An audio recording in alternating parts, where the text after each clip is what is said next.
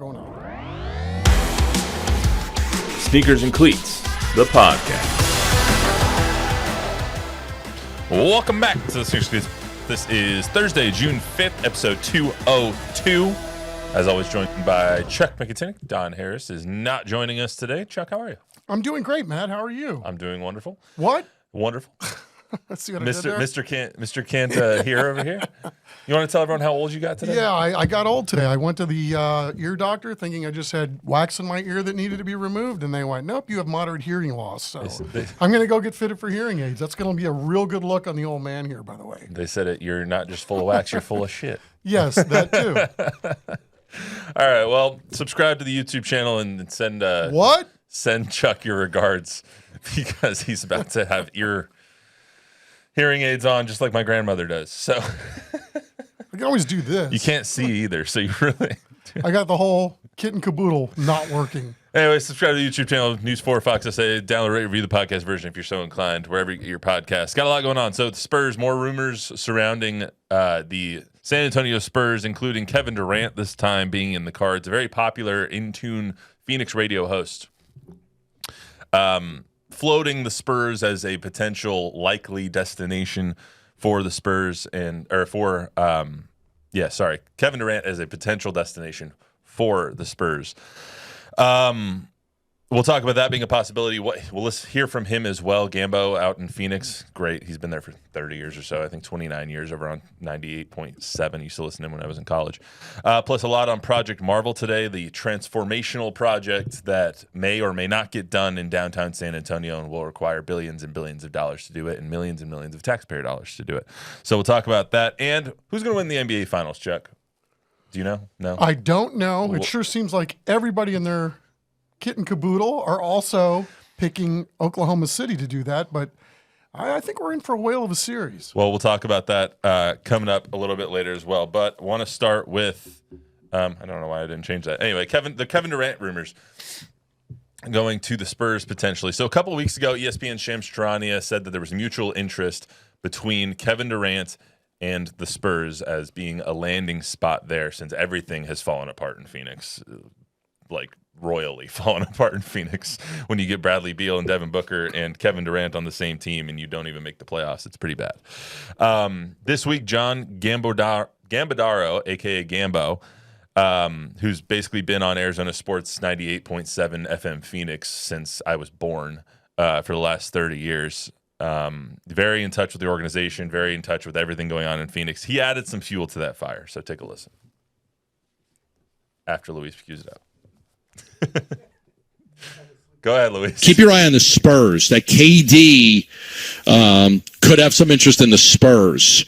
That might be a good landing spot for him. I'm not guaranteeing this, but I would expect that a KD deal would happen right before the draft, if it's going to happen. So we got about 21 days or so until the draft, 20-ish days or so. It's on the 25th, the first round at least. That means the timeline, according to Gambo, is about 20 days. What do you make of that? What do you make of the rumors? Do you think that where there's smoke, there's fire when it comes to KD going to San Antonio? Well, I think there's smoke around KD. He's in the last year of his deal, right? Yeah. He's got 1 year left. He's an unrestricted free agent at the start of next season. There was a report, I don't know, it may have been this week, that KD to the Rockets was already a done deal, basically. Yeah, and then I saw other reports that I think those are BS because according to Gambo and according to a lot of other Phoenix media, they haven't talked to the Rockets since February. So there's a lot of rumors flying around. This is coming from The Athletic, so of course that's what this time of year is for. That's why we're all here, right? I enjoy this time of year. I love the spitballing. I love the fact that there might be a little bit of smoke, which then turns into a fire, or maybe there's a lot of smoke that turns into fire, or maybe it's just smoke and it's just nonsense and it just gets us all talking. Maybe it's just an ember. It could be any of the above, right? Fire and smoke combinations. Does KD to San Antonio make any sense at this point? Can you make KD come here and make it make sense with the transfer of wealth going from one market to the other in order to make this trade or in order to facilitate it? I don't know that you can make the contracts match Can you? think you can. You can always make the contracts match, especially with where the Spurs, where the Spurs are with their contracts, and they really don't have any huge ones right now. I mean, De'Aaron Fox is going to get probably a 4-year, $229 million deal in August. At least that's the rumor. Unless he signs before that, in which case he can get a 3-year, $44 million deal. But I don't know why you would leave $83 million on the table. That's just up to him. They don't really have a lot of big contracts. They have Devin, who's about $25 million a year. KJ, who's about 20. Harrison Barnes, about 20. All of those are pretty easy to match up because you need $54 million to match the salary for Kevin Durant. The question here is, I think, the former of what you said, which was, does he make any sense to the Spurs? And upon thinking about it, I'm starting to come around to the side that it does make sense. Mainly because if you get KD, he's 36 right now, turns 37 in September. If you get KD, you're basically hoping that he gets you to the next step within the first year. Like, he's going to go somewhere where he can win a championship or make a considerable contribution right away. He scored 26 points a game last year for Phoenix. He has been a little injury prone as of late, but that's what's going to happen when you're 37 years old, 36 years old. Does he make sense? I think so, because depending on what you give up for him, you're accelerating the Spurs timeline to now. But I don't think you're hampering the future timeline. As long as you're not giving up, Steph, Castle, or De'Aaron Fox, or Wemby, or the second pick, your timeline is still a 10-year window. You're just making sure that the next 2 years are at the same level as the other 8. You know what I mean? 100%. I'm totally picking up what you're putting down, and I'm with you. It's different than trading for Giannis. Much different than trading for Giannis. Well, I don't know, because I mean, if you're going to ask me who would I rather have, I think that Giannis is more of an impact player and could flip your franchise quicker than Kevin Durant can. And he would do it for longer. He would flip your franchise quicker for a longer period of time because of his age. But Kevin Durant's, he'd be a stopgap measure. But kind of, yeah. But I'm starting to come around to the fact that, like, a 1-year deal, I think he would require another year or two. You might, if you trade for Kevin Durant, you might sign him for 2 more years additional, so maybe a 3-year contract. If you have KD for 3 years at the end of his career, he's already said in the past he wants to end his career on his terms. He said that on Draymond Green's podcast. So if this is how Kevin Durant wants to end his career, he knows that this is going to be a 3-year end of career deal. Kind of like Chris Paul. Chris Paul came in, was a mentor for a year, knew that he just wanted to ball. He got exactly what he wanted out of the deal, was to come in and just play. Kevin Durant would be, okay, I can contribute to this young team with De'Aaron Fox, with Victor Wembanyama, maybe Devin Vassell's included in the deal, so we don't know. Stephen Castle, with Dylan Harper if they keep the number 2 pick. He can be the guy that leads them, maybe not to the promised land, but gets to the conference finals, gets to the conference semifinals again, leads this team to where they can start getting the experience to where after KD retires, if they don't win a championship with KD here, then they at least have that floor. They have that knowledge, that base to where they can take it to the next level. Yeah, I think I don't think it would inhibit them at all, the Spurs, if they were to bring him in, right? If he's got 1 year left on his deal, yeah, like having Chris Paul around for a year, right? If that's what it looks like it's going to end up being. So I don't have any problem with if that's their thinking at this point. I mean, I would rather have KD on this roster than not have him on this roster at this point, the way I'm looking at it. And I think it all comes down to what's the asking price, right? Like, how much are you going to pay for a 1-year deal? How much are you going to pay for a 1-year Kevin Durant? He's going to be 37 years old. He's going to have the ball in his hands a lot. Is that going to take away from the growth, the development of De'Aaron Fox, of Wemby, of Stephen Castle, of Dylan Harper? I don't know any of those questions, but I know that if you have Kevin Durant on your team, even at this stage in his career, you're a considerably better team than you were before. Roger that. And if you trade for him, what would be the asking price? The price, the reports at least, we don't actually know what the asking price is, but the reports in March were that 3 number 1s and a young player was the asking price from Phoenix, or February, whenever the trade deadline was. Now there's reports that the asking price is going down, but those have also been refuted by a lot of Phoenix media. So we'll just say the asking price right now is a young player and 3 number 1s. You're not going to, if you're the Spurs, you're not giving up number 2. if I'm the Spurs, I'm not giving up 3 number ones for Kevin Durant. But if I would, if I could move some pieces that were already on the roster that have contracts, because you have to make those numbers work too. You just can't do one of the picks floated for guy. So the Spurs, I believe, and if somebody in the chat knows that this is wrong and can correct me, go ahead. I believe that the Spurs, because they're not over the second apron, can take on more money than they send out. The Suns cannot. So I believe the Spurs will just have to get close to the money. So if you send, let's just say, a young player, Devin Vassell, let's say a piece to match that salary, either KJ or Harrison Barnes, and 14th pick, so that's one number one, and let's say the unprotected Hawks 2027 pick. That's a pretty enticing offer to send for a 37-year-old Kevin Durant. I would think so too, and I would not make the deal if I was the Spurs. Why? Because I'm not giving up those picks because that's the future for a guy at his age, Kevin Durant's age. I'd love to have Kevin Durant here, but I'm not going to do it if it means giving up my number 1 draft pick. But that's why you're not giving up number 2 this year. Like, if they ask for number 2, I think that's a non-starter at this point for Kevin Durant, because you're not going to give up Dylan Harper, who could be good for the next 15 years, for a Kevin Durant who you might only have for 1 year. And Dylan Harper making rookie money. Exactly, for at least the next 5 seasons. Right. So I think number 2 is off the table. Like, if you're going to trade for Kevin Durant, the starting price is Devin Vassell and a 1. You have to make the money work, so you have to add in KJ or HB. So there's your baseline for a deal. If they want another pick, which pick do you add in? Which pick swaps do you add in? They have a plethora of a treasure chest. A dirge. They have a treasure chest of picks that they can be like, okay, how about this one here? What's the value of this one here? What's the value of the 30 or the 2031 Timberwolves pick? What's the value of a 2030 Mavs swap that they had? They have this treasure trove of different ways that they can make a deal work. The question is, do they want to make a deal work?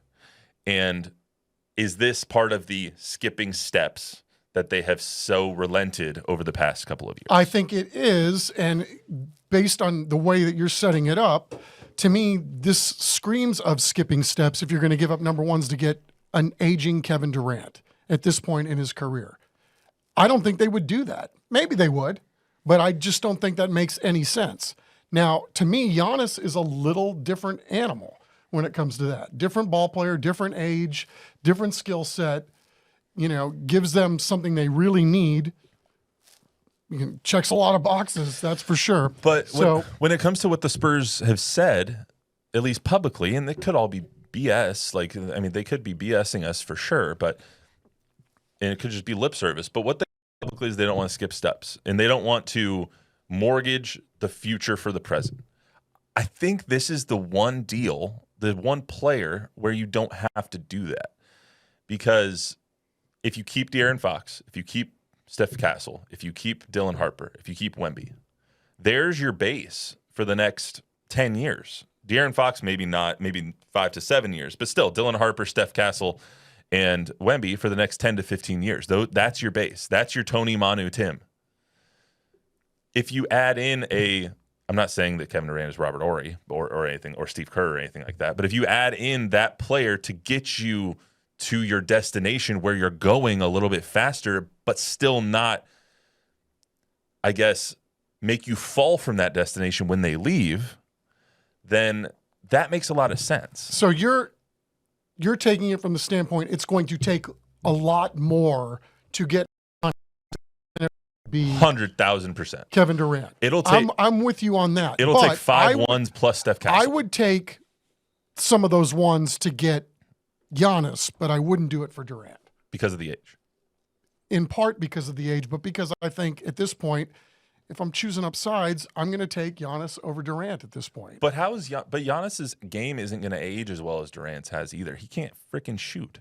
As soon as he starts losing a step physically, then he's going to have to completely change his game. And I don't know how that's going to age when he gets to 35 years old. If you really want to mortgage the future to get Giannis Antetokounmpo, who I don't want there to be any misconceptions.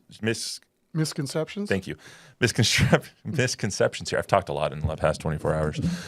Misconceptions here. I love Giannis. I think he's phenomenal. he's an MVP for a reason. He's an NBA champion for a reason.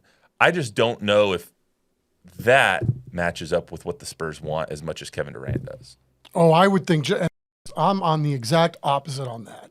I think Giannis matches up better with the vision of building your house one brick at a time than Kevin Durant for a year.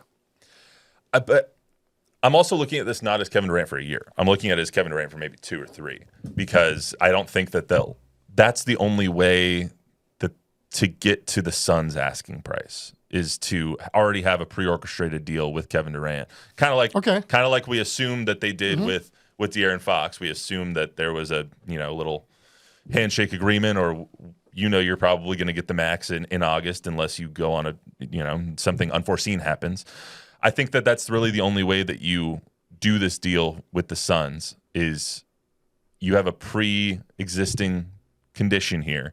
We're going to give you a 2-year extension for $55 million each year, $60 million each year, while you're not paying Wemby, while you're not paying Castle, while you're not paying Dylan Harper. You have the ability to do that. And you have KD for 3 years. And you accelerate the timeline that maybe you wouldn't have gotten to an NBA Finals or a Western Conference Finals in 2 or 3 years. Now you're expected to get there next year.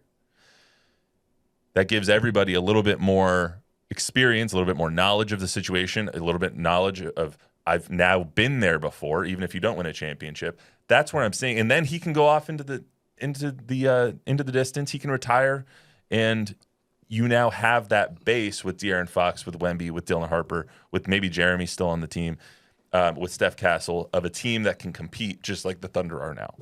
That's my theory. It's fair. I like the way you spitball. I still like Kevin Durant of the Rockets better, but we're good.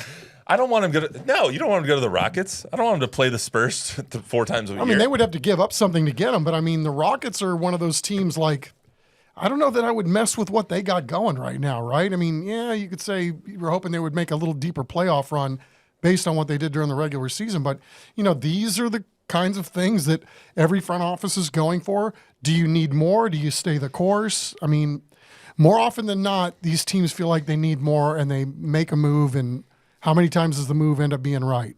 Almost always it happens the other way. I don't think that – I don't know.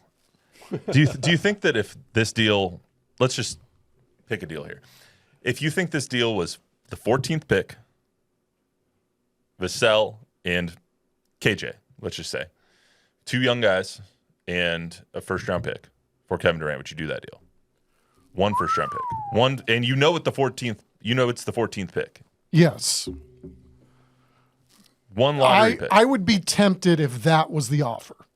I would definitely be tempted. You're keeping Jeremy. You're keeping most of your depth there. You still need to go out and sign some other guys, but that's a tempting offer if that's the deal. It is. I mean, my concern would be that you lose a couple of JYDs in Vassell and Keldon.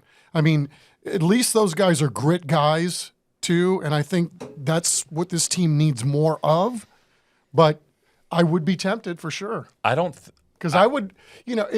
It sounds better going to a game when you know that you're going to watch Kevin Durant every night. I just don't think that deal gets it done. I think they need to include another first. If you include, because the 14th pick is what it is. It's the 14th pick. They're going to get the 14th best player at best in the draft. Right? I think in some levels though, they're in a tough spot, right? They are. You've got 3 superstars and you didn't even make the playoffs. What does that tell you about that team, about those guys individually? You could go right down the list. So I don't know that you would necessarily have to mortgage the future per se, because they have to do what they can to try to figure something out, because what they did last year obviously didn't work.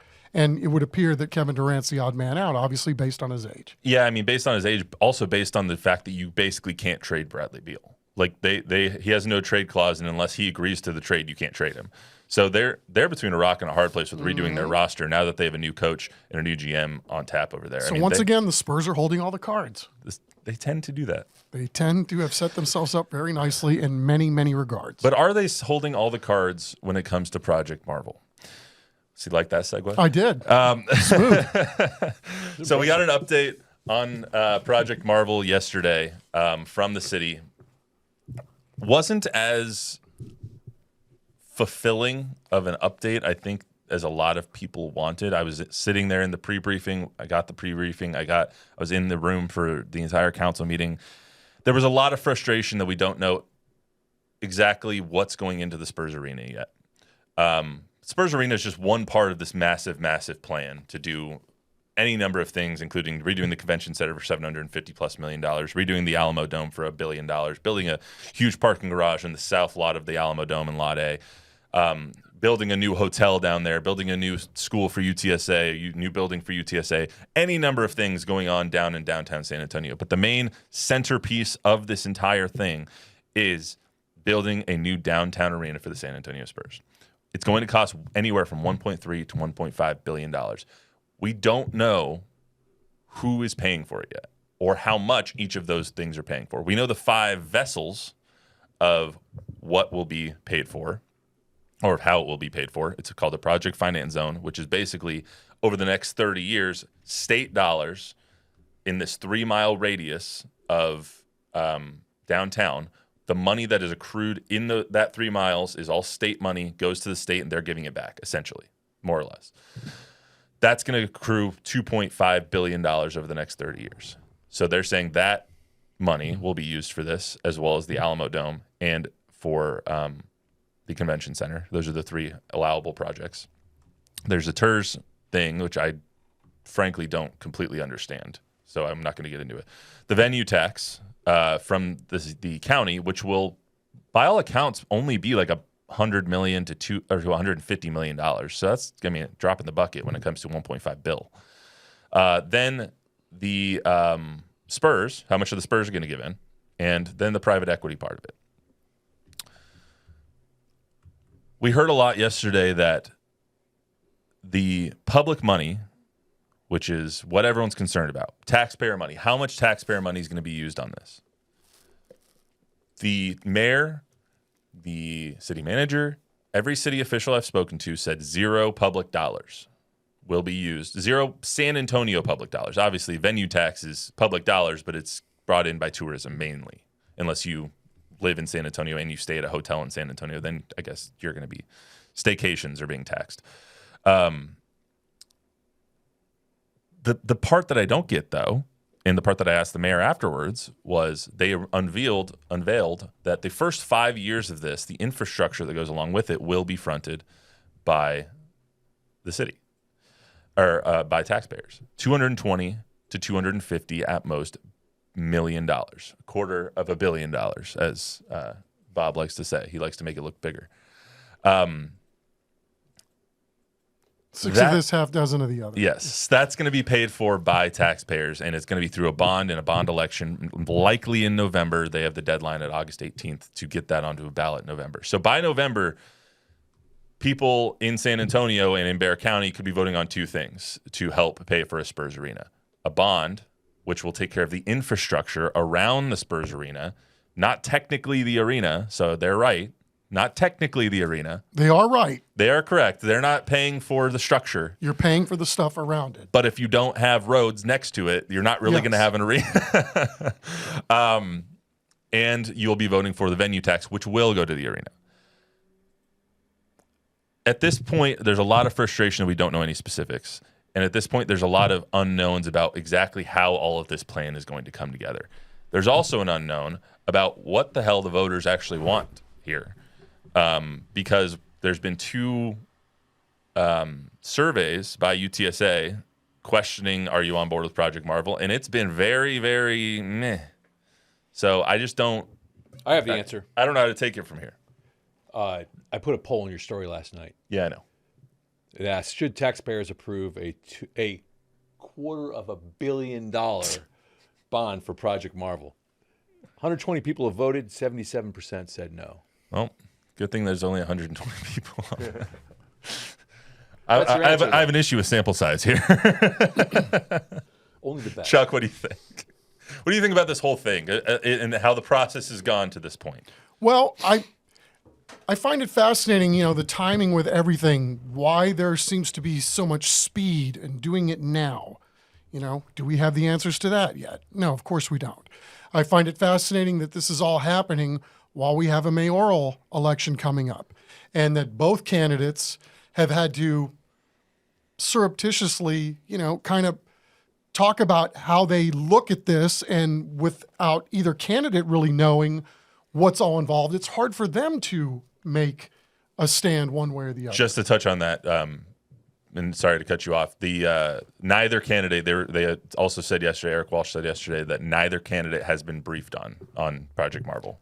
So just FYI. Right. So, but they're going to get the same briefing that I'm assuming that you got, right? Probably. I mean, So- it's public. It's publicly available. You can go download Right. the entire 45-page slide if you So want. on the first debate that they had between the two candidates, one candidate said no new taxes, and the other candidate also seemed to be in that same ilk. And so, again, this is a hot potato, right? There's no question. I don't know that I would want to be running for office and have to, not necessarily say yay or nay, because there's a lot to take in. And if you're not getting all the information, it's hard to rally behind yes or no if you don't have all the facts. So the way I understand it, and this is broad stroking, is we're going to all go to the polls in November, and there are going to be two items on the ballot that the citizenry is going to be asked to vote for, both involving taxes.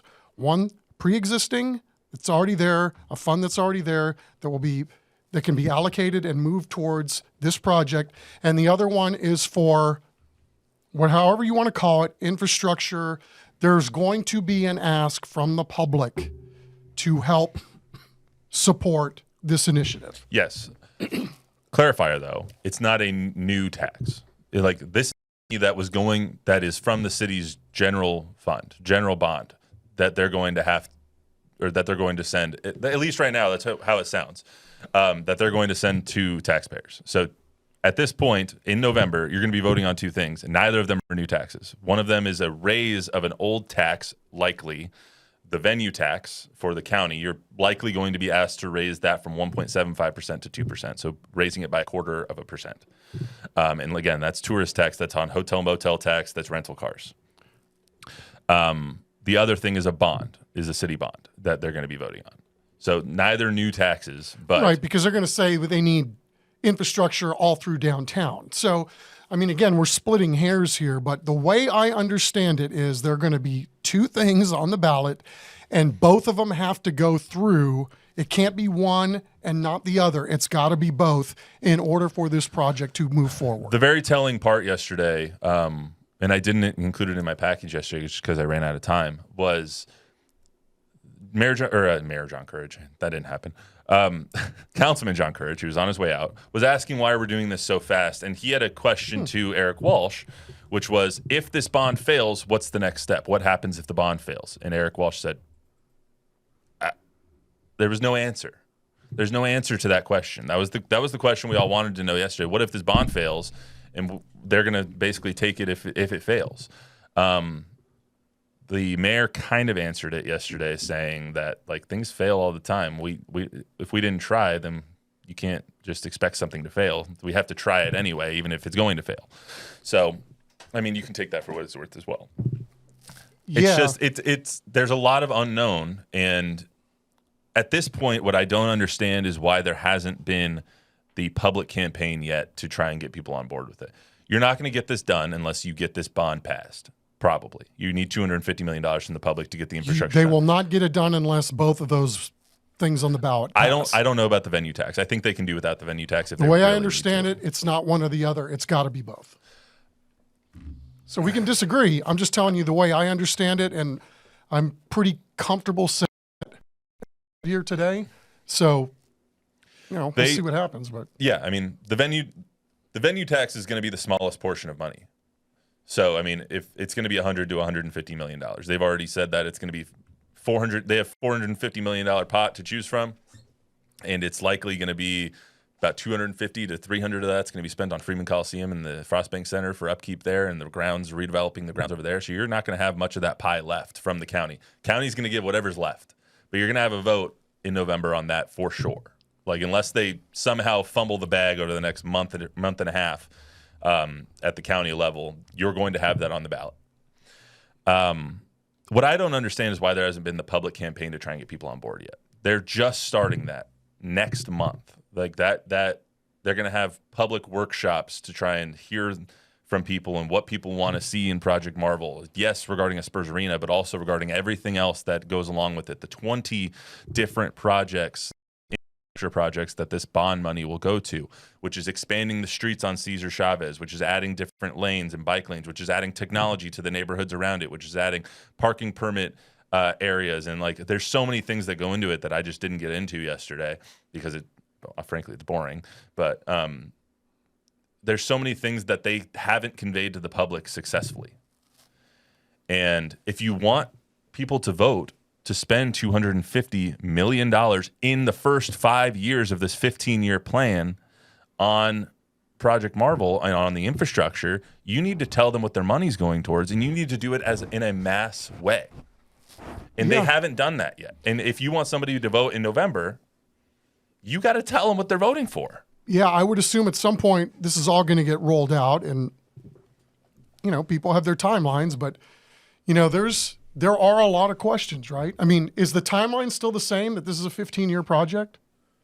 Yeah, there's things that are going to be done 1 to 5, and there's things that are going to be done 6 to 15. So, I mean, it's like 1 to 5 is convention center and arena.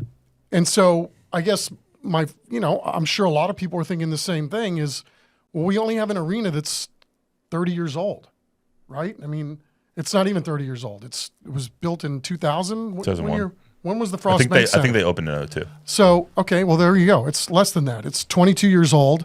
And if this is a 15-year project, are we going to need another Project Marvel in 15 years?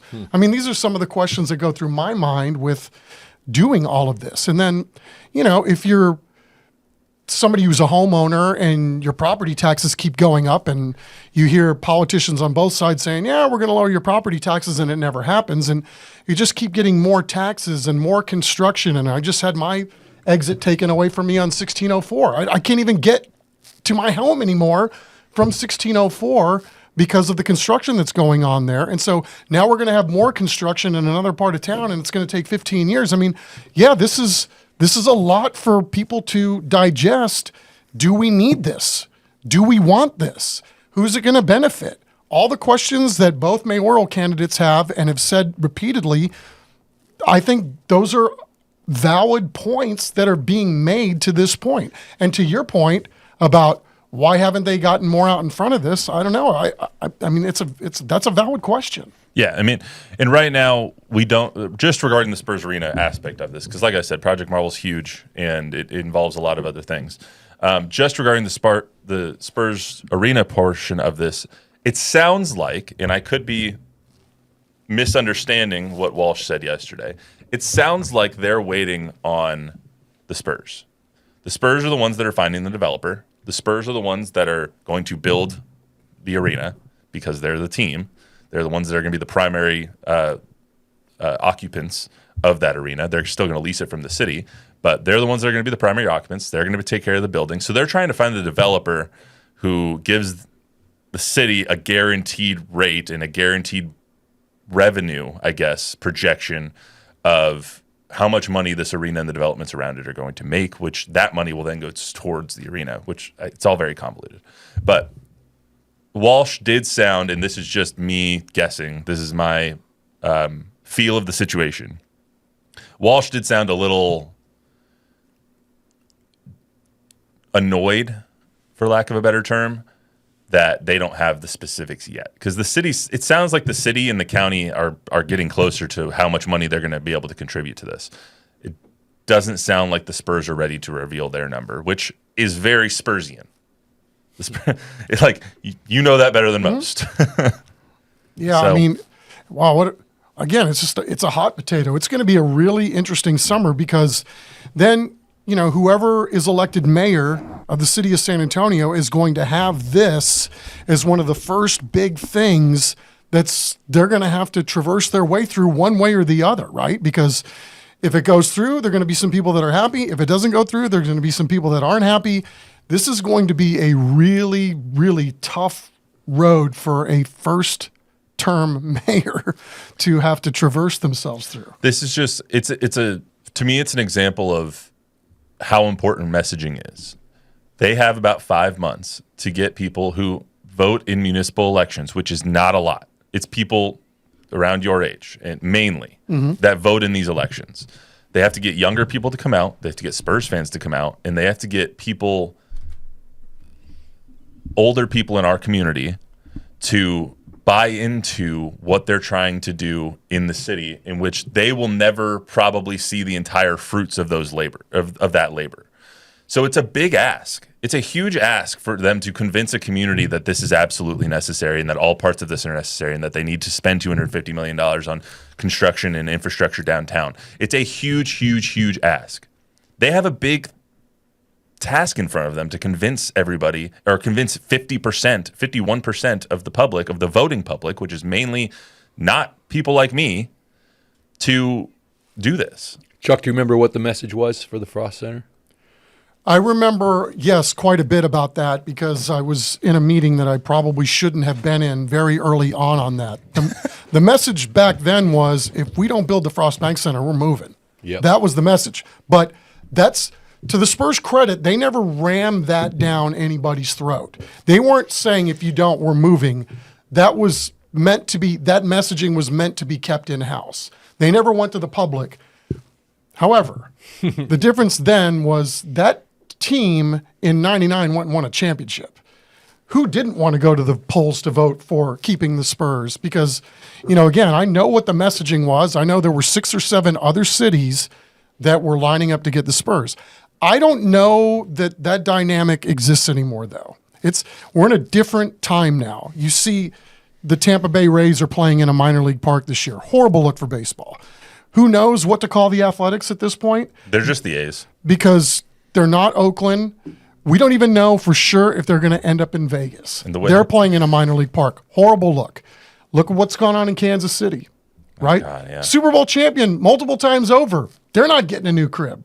So we're living in different times, and it's very, very hard. I mean, the Dallas Mavericks, why do they need a new arena? Make that make sense. That place is nice that they've got up there. Because they want to make a casino district. Well, I mean, there you go. So, I mean, that's what I'm all everybody for that, and that's fair, right? If that's your thing, you like to gamble and you like to go to ball games and you want it all in one space, I know how you're going to vote, and that's perfectly fine. There are other people that are like, been there, done that. I can go to the casino in Biloxi, or I can go in Vegas, or I can go watch my basketball here, there, or anywhere. So, it's literally going to be up to the voters of Bexar County to decide how they want to play this thing. Yeah. Ultimately, when they get all the information. And to your right, to this point, I don't think we've gotten it all. Yeah, hasn't been a very free-flowing. A lot of bobbing and dodging and spinning at this point. And ultimately, it'll all be right there in front of us, and we'll all be able to make a decision. Bob, you got anything else? We got a couple comments. Hanover Fist in the house once again. Hanover Fist, welcome back. He says maybe Marvel will get done in bits and pieces, but it will get done. Might be. I don't know that. I don't know that he's wrong. I mean, they're already tearing down the Institute of Texan Cultures. Yeah, but right? that was going to get done anyway. That was sneaky. But I mean, it's like they're already doing things that make it look like it's going to get done. It's like, I'm sorry, there's no judge that can actually rule on this. They're like, actually, we started last week. Yeah. So, there are already things in place where they're moving forward as if this is going to happen. I don't blame them. I mean, you go until somebody says stop. Fair enough. Hey, what do they always say? The San Antonio's got like the mindset of a small town. Yeah. And I think this is what we're running into. I mean, not everybody wants to grow. Not everybody wants to make this town bigger. Not everybody thinks that we need to get bigger and better and all the time. We're just fine the way we are. And that's something the Spurs are going to have to really deal with.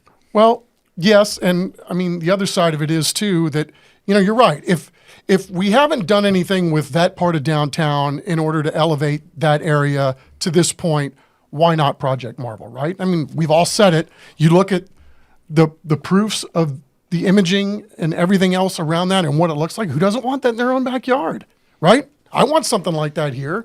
I just want to know how we're going to pay for all this. But you can't say I don't want, or I want that here. I want that in my backyard without going through the 15 years of pain that it's going to take to build it. Well, I disagree. I mean, that's why I pay exorbitant prices to go to a ball game. I mean, what are you doing with the money that I'm already chipping in to help fund whatever it is that I'm supporting. I do think it's going to be hard for them to convince people without opening the books. Like, you're going to have to say the Spurs are chipping in $500 million.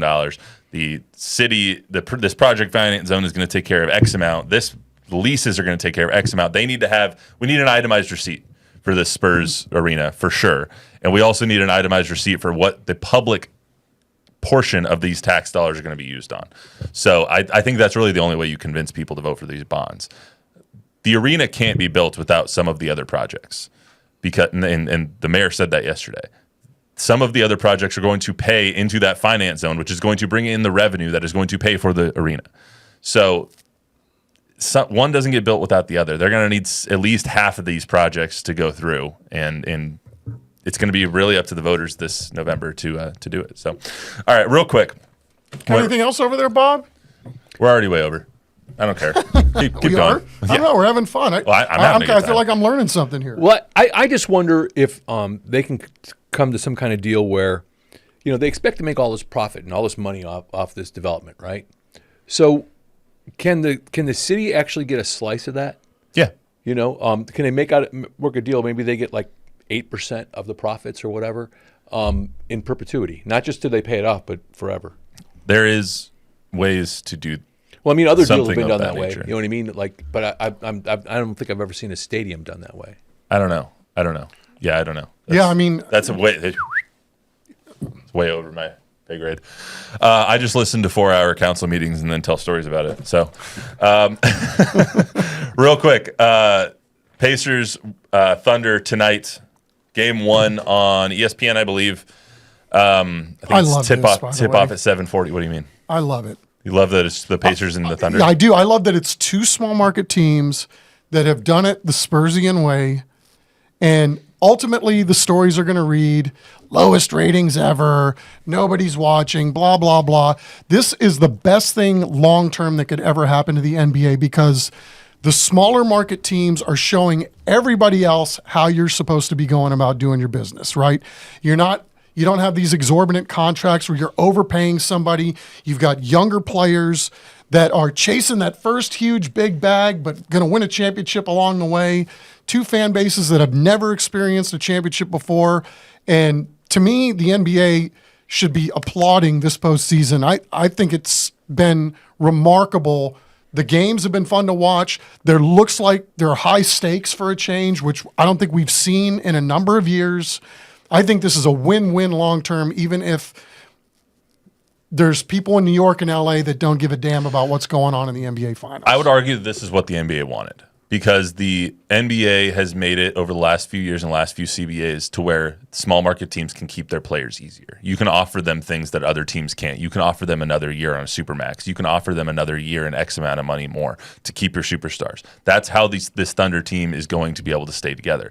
They're making it harder now a little bit with the second apron stuff and the cap, and that's all very convoluted. But I would argue that this is what the NBA was hoping for, was small market teams keeping their best players and remaining competitive, so you don't have a Washington Wizards issue, or you don't have a Spurs issue where, well, actually the Spurs are different because everyone got old and retired. But you don't have an issue where, or like a Brooklyn Nets issue, let's just say. KD goes there, you have a super team, and they don't do jack Right, crap. and that was a team that was ascending until they blew it Until up they to bring blew it all up the to superstars. get all the superstars. So, exactly. like so I would Denver- argue this is what the NBA was looking for, no matter what the ratings. I know this isn't a new revelation with, Denver did it the right way to me. Or it was fun to watch Denver win a championship. This is going to be fun for me to whoever wins, whichever team wins, it's going to be enjoyable for me to watch and see that somebody has gone outside the superstar, super friend teams and gone and done it. Team basketball. Yes, they've got good players, they wouldn't be here, but now it's time for the Halliburtons to get some love. It's time for SGA to get more love than he's getting, on a broader scale. And now he's, one of those guys is going to have a ring, and nobody's going to be able to ever take that away from them. It's very, very good. I love it. That being said, the Pacers are going to get their asses kicked, right? I don't know. Oh, stop know, it. Oh, dude. stop. I mean, It's a maybe. it's a 5-game series. I mean, I would. Series. I mean, that's certainly the way it looks, right? I mean, Vegas, everybody I know is saying, yeah, it's going to be a whitewash in that regard. I just don't know, man. I mean, that would discount everything that's done to get here, and I don't know. Let me give you one stat here. Let me pull it up. Keep saying why you don't know. That's about it. I don't know much about either one of these teams. I like what I saw when Indiana needed a basket. Halliburton looked different, man. I mean, and they got dudes too. So I'm just really looking forward to watching how it all unfolds. And if it is going to be a 5-game series, I bet it's a competitive 5-game series. Kind of like the 05 World Series where it was a sweep, but 6 runs decided the whole thing. I would argue that if the Pacers are going to win the series, they have to win tonight. You have to steal one. You're not going to win game 2. And the Thunder are going to blow you out at least twice at home. They've proven that over this entire season. They've already won 4 games by 30 points this season. You're going to get trounced at least once in Oklahoma City, likely twice. So I would argue that the Pacers have to win game 1 to at least have a chance in the series. Finals home teams in game 1 is one of the best bets in any sport. 16-3 ATS over the last 20 years and 17-2 straight up. So if the Pacers don't win tonight, I think they've already lost the series. And I don't think they're going to win tonight because that's just not history. The last 20 years have told me that they're not going to win tonight. The last team that was a underdog of more than 5 points to win a game 1 outright in the finals was the 04 Pistons, who won outright and ended up beating the Lakers in that series, who were heavily favored in that series. So that's what I got for you.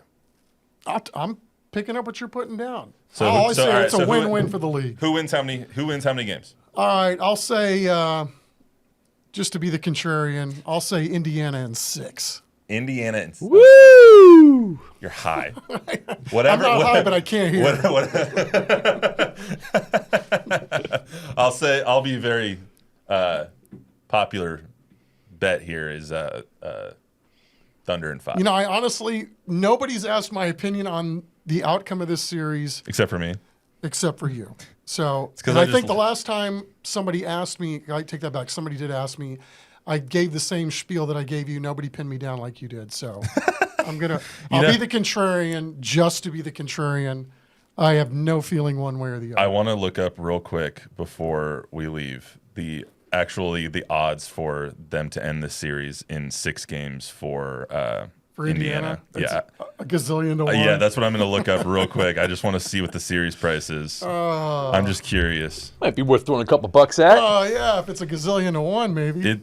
I'm not going to be able to get it here real quick. You guys are not dragging me down the betting pool. I'm not. No, I'm just betting. I would be willing to bet. I'll tell you when we get back in the other room. It's probably like 1,500 to 1. Really? No, not 1,500 to 1. It'd probably be like 15 to 1. Excuse me. 15 to 1 plus 1,500 odds. All right, here's hoping Vegas loses a lot of money this week and a half. All right, anyway, that's all we got for today on the Sneakers and Cleats podcast. Remember to download, rate, review, subscribe, give us a 5-star rating, tell a friend, tell an enemy. We will be back on Monday with more Sneakers and Cleats. See you then.